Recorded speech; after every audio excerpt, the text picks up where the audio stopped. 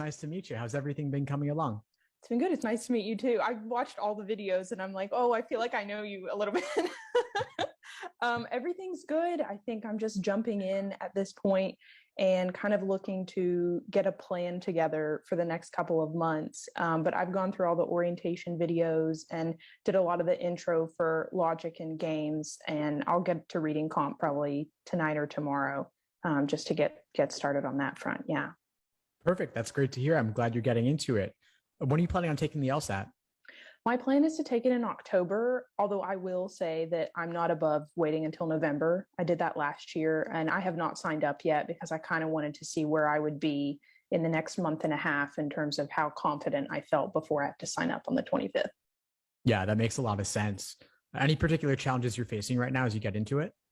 Well, so like a little bit of background, I've taken too many tests. I think I burned out and I've taken everything from probably 60 onward. And so at this point, one thing I'm struggling with is trying to map out how many tests am I going to take? And then looking at particularly LR is my worst section. So that's kind of on a section level where I'm worried, but I'm also concerned about burnout as well. I hear you. Yeah. What else do you have going on? Right now, I'm currently a freelancer.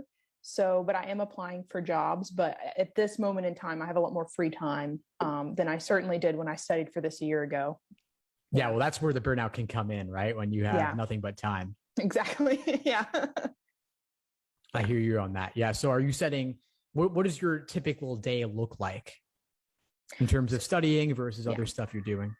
So like on a day like today where I had a lot of more free time, I woke up, did 2 hours of studying, then did lunch, and then did a couple more. On other days when I have work coming up, I'll usually just block it out, most likely mid-afternoon and a little bit in the evenings. Yeah. Solid. Yeah. So that's a pretty good structure right there. If you don't go beyond that, you should be fine. In 2 hours, break for lunch, 2 more. That's good. And then on days you have other stuff, you're doing less LSAT. So you're also not as likely to run to the risk of burnout as long as you're making sure to save time for other life maintenance type things like sleep, diet, exercise, relaxation, all that good stuff. How much is too much? I mean, I think I hit the limit of too much, to be honest with you, but like, what is your recommendation about when it's just time to cut it off for the day? Well, I can give a numerical answer, which would be probably 5-6 hours is the max I'd recommend in a single day. And that's also with breaks scattered throughout. Too much could also just be more a psychological thing as well, where you're seeing the letters on the page run together, or you're feeling stuck and you're not making headway and getting frustrated as a result of that.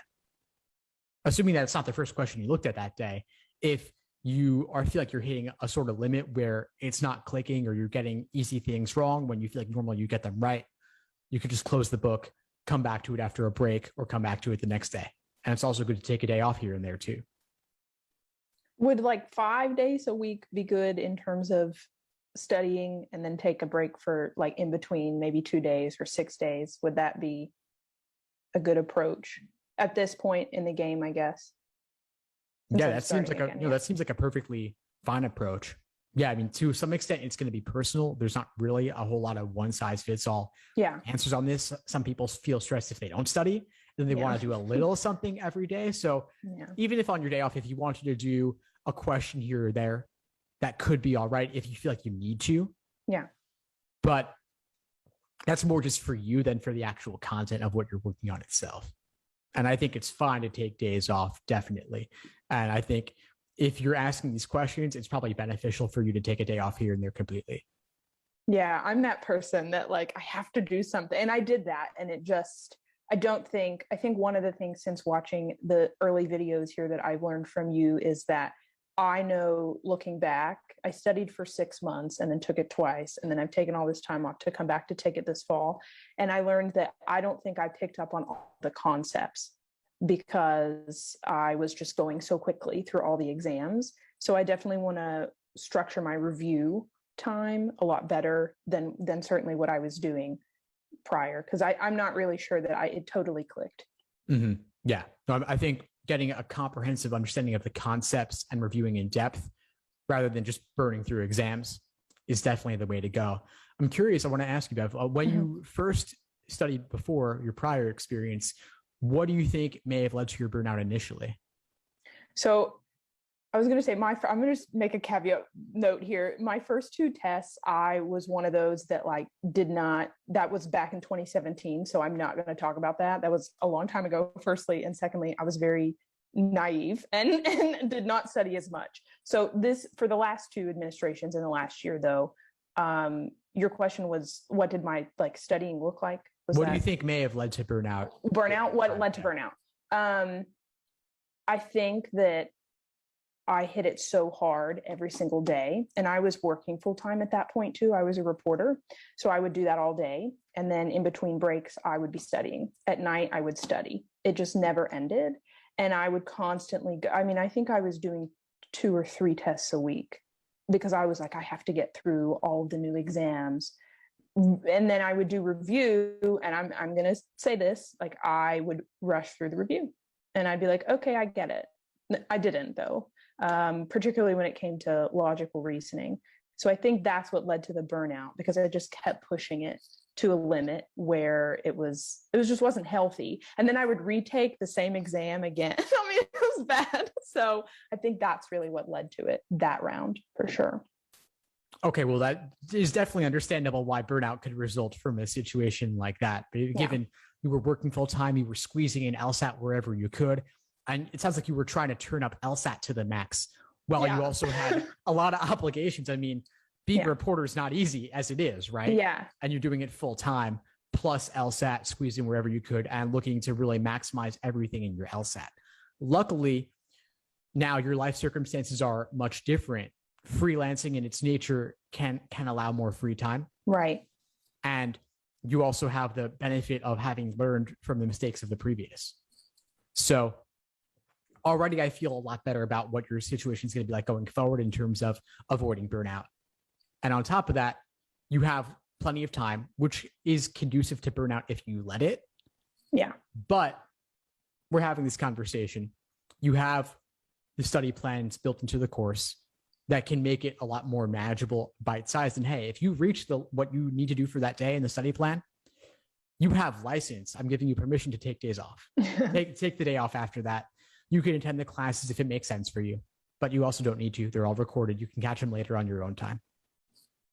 I've enjoyed the classes, but by the way, they've been great. I've done 2 thus far, and I might do tonight. I need to RSVP because it's the logic reasoning. I haven't done that yet. But yeah, thank you. That's really good advice. And I mean, my days are they're not all set in stone too, and things may be changing with like a new job opportunity. So I want to be sure that I have something set that can be changeable, so that I'm not like thrown up, in the middle of my study plan and I'm like, I can't do this anymore. So definitely. Well, let's say this. So let's say, given that right now you're freelancing, you have a bit more free time. Let's say that these days you can do the 4 or 5 hours or so a day. Yeah. If the new job comes along, obviously your day is going to be completely revamped in terms of what your schedule looks like. Right. You then turn down the dial a bit on LSAT, where maybe it's okay, you attend some classes and that's all you do. Or you attend classes some days, or what I mean is you attend the classes some days, and other days when you have a day off from work, you could then do a bit more LSAT. But aim to get a lot under your belt now, plus having the knowledge of everything you've done up to this point. That say, hey, I don't need to turn it up to 11 anymore. I've already learned a lot. I have a good foundation. Yeah, I might want to shore up some concepts. I might want to review a bit more in depth than I did previously. But you don't need to learn everything from the beginning. And you also have a few months on top of everything you've done so far.